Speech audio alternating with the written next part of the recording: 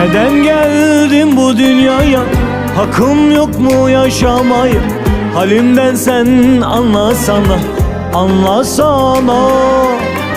Dertle öten bülbül gibi, boynu bükük bir gül gibi, aşka düşen Mecnun gibi kahrolmuşum, anlasana, anlasana.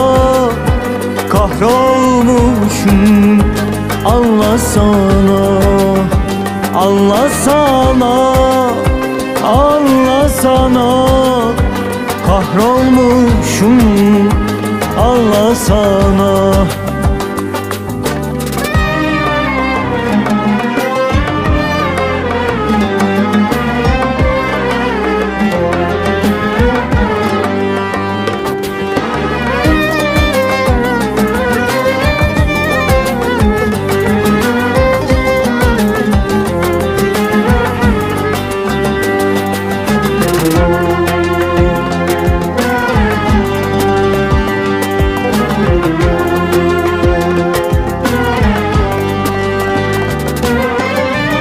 İsmine şiirler yazdım, başına tacımı taktım, gönlümün sultanı yaptım, anlasana.